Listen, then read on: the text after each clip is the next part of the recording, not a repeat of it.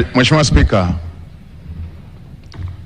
awali ya yote nianze kwa kumshukuru Mungu kwa ruzuku ya uhai na kutukutanisha katika bunge la 13. Namshukuru Mungu vile vile kwa hatua hii ambayo tumetoka kuishuhudia. La pili, nimpongeze sana Mheshimiwa Rais Dr. Samia Suluhu Hassan kwa kuchaguliwa kwa kishindo na Watanzania. Ushindi huo ni uthibitisho wa imani kubwa wa Tanzania walionayo kwake pamoja na serikali yake. Mheshimiwa Spika, katika miaka mitano Daktari Samia Suluhu Hassan amejitambulisha kuwa ni rais anayetaka matokeo ya haraka yanayotatua matatizo ya Watanzania. Amefanya hivyo wakati alipoapishwa kulikuwa na tatizo kubwa la umeme. Aliweka jitihada kubwa za kukamilisha mradi mkubwa wa bwawa la Mwalimu Nyerere na kuachilia umeme ule ambao umemaliza kabisa tatizo la kukatika kwa umeme na kuipa nchi ziada ya umeme. Alipoingia madarakani kulikuwa na tatizo la vifo vya kina mama wajawazito pamoja na watoto kutokana na upungufu wa hospitali na vituo vya afya. Katika kipindi kifupi amejenga zaidi ya hospitali 119 za wilaya, zaidi ya vituo vya afya 649 katika kata mbalimbali na zaidi ya zahanati 2800 kwa nchi nzima. Katika kipindi kifupi kulikuwa na shida ya shule pamoja na madarasa, na tulikuwa tukiona baadhi ya wanafunzi wakisomea chini ya miti. Katika kipindi kifupi amejenga shule mpya zaidi ya 2700 za msingi na amejenga zaidi ya shule 1300 za sekondari na madarasa zaidi ya 1097. Hivyo hivyo katika sekta zingine ikiwemo kununua CT scan hospitali zote za mikoa, MRI kwenye hospitali zote za kanda, pamoja na kununua mitambo ya kuchimbia maji kwenye kila mkoa na kila ukanda. Hiki ndicho kilichowafanya Watanzania wamchague kwa wingi na nimetaja tu kwa uchache. Mheshimiwa Spika, nitumie fursa hii kumshukuru sana Mheshimiwa Rais kwa imani hii kubwa. Natambua imani si kubwa tu kwake, bali ni dhamana kubwa kwa Watanzania kwa kunipendekeza katika bunge lako tukufu kushika nafasi ya Waziri Mkuu wa Jamhuri ya Muungano wa Tanzania. Natambua uzito wa majukumu haya pamoja na matarajio yake pamoja na matarajio ya Watanzania. Nitafanya kazi kwa bidii, kwa uaminifu na jitihada kubwa kuweza kukidhi matarajio hayo. Mheshimiwa Spika, nitumie fursa hii pia kumpongeza Dr. Emmanuel Nchimbi kwa kuaminiwa na kuchaguliwa na Watanzania kuwa makamu wa rais. Tuna imani na utendaji wake na tunaamini kwamba atamsaidia Mheshimiwa Rais katika kutekeleza majukumu yake. Mheshimiwa Spika, nimpongeze pia Dr. Hussein Mwinyi kwa kuchaguliwa na kuaminiwa kuwa rais wa Zanzibar. Ushindi wake ni ishara na uthibitisho wa kazi kubwa alizofanya za kuwaletea maendeleo wa Zanzibari. Namtakia kila laheri katika utumishi wake mpya. Mheshimiwa Spika, nitumie fursa hii kumpongeza mwanasheria mkuu wa serikali. Mwanasheria mkuu wa serikali ndugu yangu Hamza Johari amekuwa kiungo muhimu na amekuwa akisaidia sana majukumu yanayohusu sheria kama custodian wa masuala ya sheria wa serikali. Mheshimiwa Spika, nitumie fursa hii kukupongeza wewe mwenyewe kwa kuchaguliwa kwa kishindo kuwa spika wa Bunge la Jamhuri ya Muungano wa Tanzania, bunge la 13. Natambua nia yako thabiti ya kulifanya bunge la 13 kuwa bunge la Watanzania. Niahidi kwa niaba ya serikali tutatoa ushirikiano wa dhati kuweza kuhakikisha kwamba unatimiza malengo yako hayo ya kulifanya bunge la 13 kuwa bunge la Watanzania. Mheshimiwa Spika, nitumie fursa hii pia kumpongeza Dr. Philip Mpango, makamu wa rais mstaafu, kwa kazi kubwa aliyoifanya ya kumsaidia Mheshimiwa Rais. Tutamkumbuka kwa unyenyekevu wake, kwa maono yake na usaidizi wake uliojaa utii. Dr. Mpango amefanya kazi yake kwa uthabiti mkubwa. Nitumie fursa hii pia kumpongeza Mheshimiwa Kassim Majaliwa, waziri mkuu mstaafu.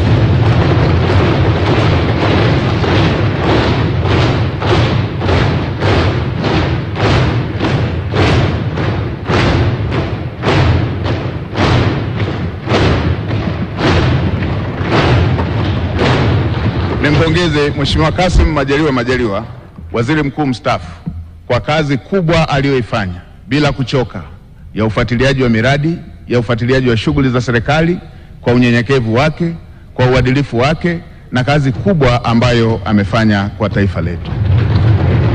Naamini kila Mtanzania anatambua jitihada alizofanya katika kumsaidia Mheshimiwa Rais.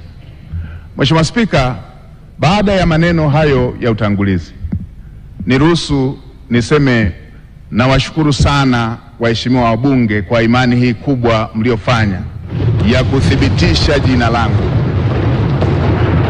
Asanteni sana.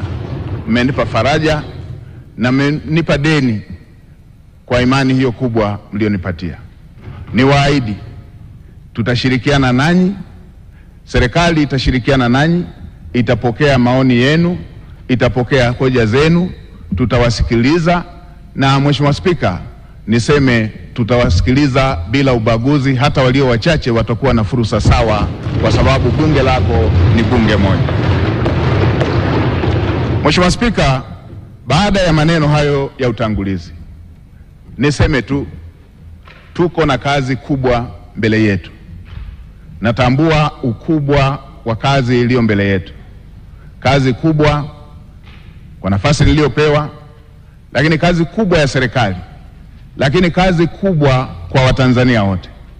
Mheshimiwa Spika, nchi yetu chini ya uongozi wa Dr. Samia Suluhu Hassan hivi majuzi ilitunga dira mpya ya 2025-2050, na awamu ya pili ya serikali ya awamu ya 6 ndio itakuwa awamu ya kwanza ya kutekeleza dira mpya.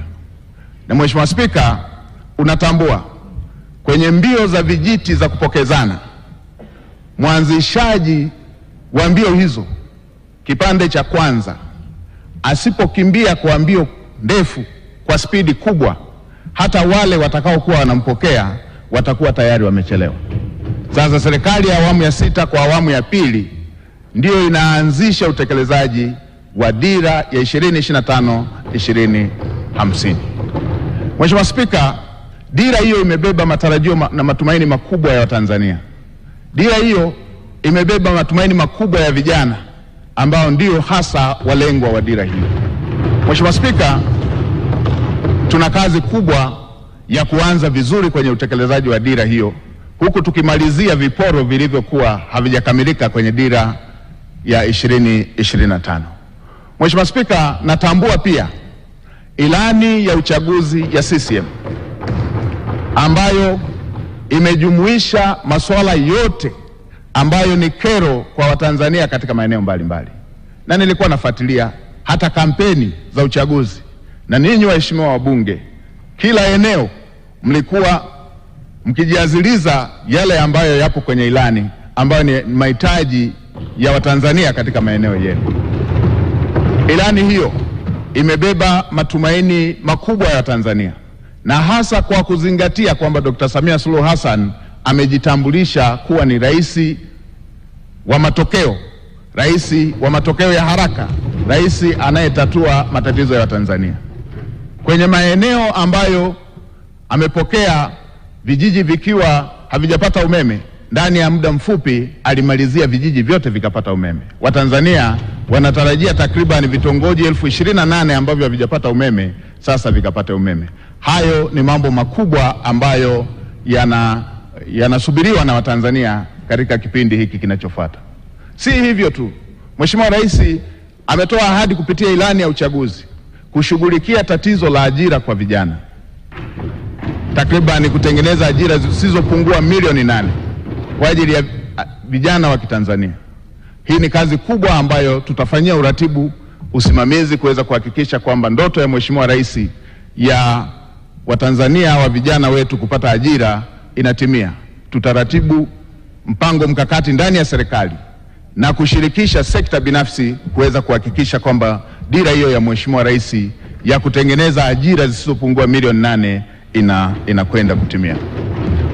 Mheshimiwa Spika, pamoja na Tanzania kuwa nchi tajiri, bado tuna asilimia isiyopungua 8 ya Watanzania, asilimia 8 ya Watanzania wanaoishi katika umaskini wa kupindukia. Tuna takribani asilimia 26 ya Watanzania wanaoishi kwenye umaskini wa kipato.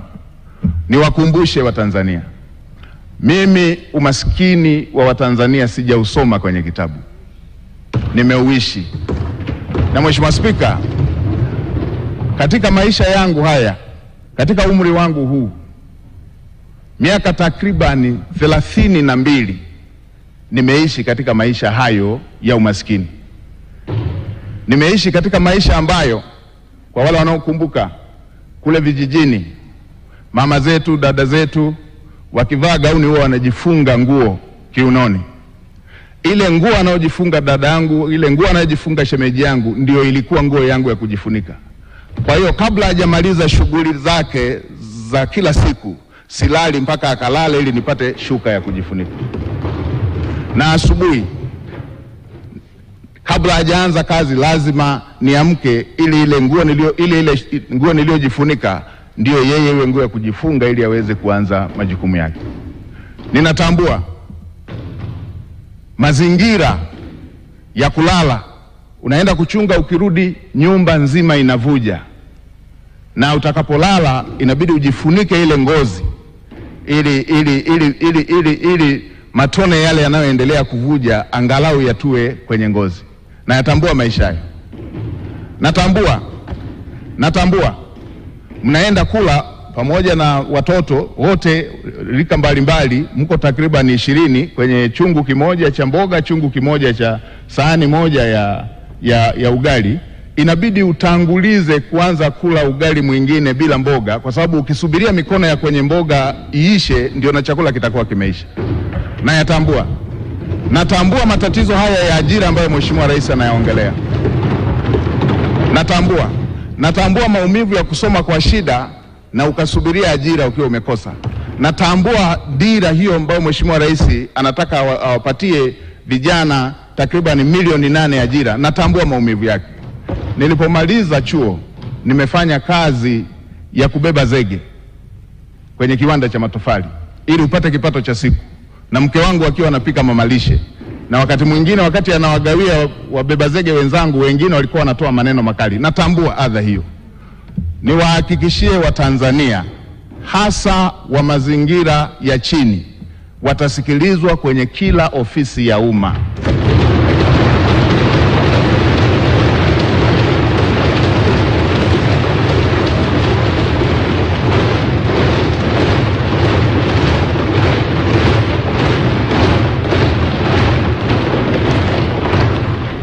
Kila aliye Mtanzania, hii nchi ni yake.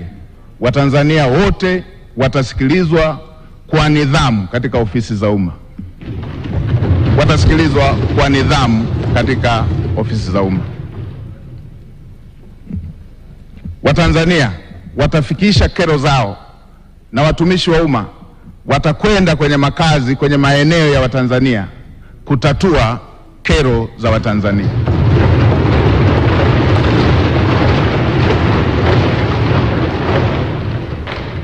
Ukiondoa miaka 32 hiyo niliyoielezea, miaka takriban 18 maisha yangu yamezungukwa na wahitaji kuliko walioridhika. Nikiwa na watoto takriban 100 nao kaa nao, na bweni la wanawake na wanaume, wasichana na wavulana hapa. Natambua mahitaji na uhitaji wa Watanzania. Naitambua. Kwa kutambua hilo, naamini yale yaliyo dira ya Mheshimiwa Rais katika kutatua kero za Watanzania. Niwahakikishie Watanzania nitasimamia kwa uadilifu, nitasimamia kwa jitihada, nitasimamia kwa kuhakikisha kwamba hayo yanatimia.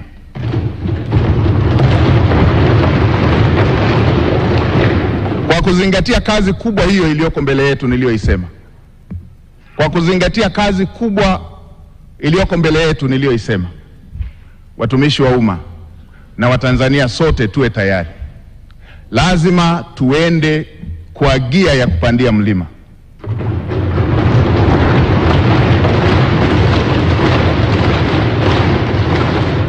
Lazima tuende kwa gia ya kupita kwenye bahari yenye mawimbi. Lazima tuende kwa gia ya kupita kwenye anga lenye mawingu. Lazima chombo kifike salama na watu wake wakiwa salama. Kwa watumishi wa umma wavivu, wazembe, wala rushwa,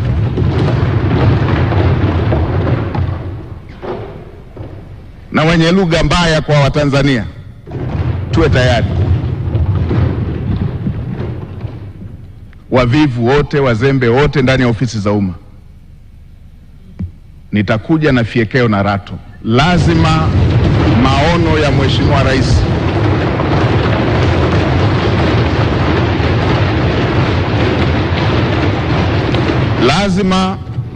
Mheshimiwa Rais ahadi ambazo Mheshimiwa Rais amewaahidi Watanzania lazima zitekelezwe. Mheshimiwa Spika, katika kumalizia, nitoe rai kwa Watanzania wote. Haya yote ambayo tunayaongea, yale yote yaliyoongelewa kwenye dira, yale yote yaliyoongelewa kwenye ilani ya uchaguzi, yale yote tulio na matamanio nayo, yale yote yaliyo ahadi ya Mheshimiwa Rais pamoja na makamu wa rais, yale yote yaliyo ahadi zenu waheshimiwa wabunge, yatatimia tu kama tutaendelea kumtanguliza Mungu katika mambo yetu kama taifa, na kama taifa letu litakuwa na amani, kama taifa letu litakuwa taifa lenye amani. Yatatimia tu kama tutaendelea kumtanguliza Mungu katika mambo yetu kama taifa, na kama taifa lina hali ya amani. Bila amani, yote tunayotamani, yote tunayotarajia, yote tulioahidiwa, yote viongozi walioahidi, yote yaliyoko kwenye dira, yote yaliyoko kwenye ilani hayawezi kufikiwa. Nitoe rai kwa Watanzania wote, tuwe na wajibu wa kuhakikisha kwamba nchi yetu ni ya amani. Tumtangulize Mungu hata kwa yale tunayoona ni magumu, ili tuweze kuhakikisha kwamba Mungu anatusaidia kupata ufumbuzi wake, kwa sababu kwake yote ni mepesi. Mheshimiwa Spika, katika kumalizia, nishukuru familia yangu, wamesimama nami mara zote, mke wangu Neema pamoja na watoto. Niwashukuru wananchi wa jimbo la Iramba, niwashukuru sana wananchi wa jimbo la Iramba, kwa sababu pasipo wao kunichagua nisingepata sifa leo ya kupendekezwa kuwa waziri mkuu. Asanteni sana wana Iramba, asanteni sana Watanzania wote. Mheshimiwa Spika, nakushukuru kwa mara nyingine. Asante sana kwa kunipa nafasi.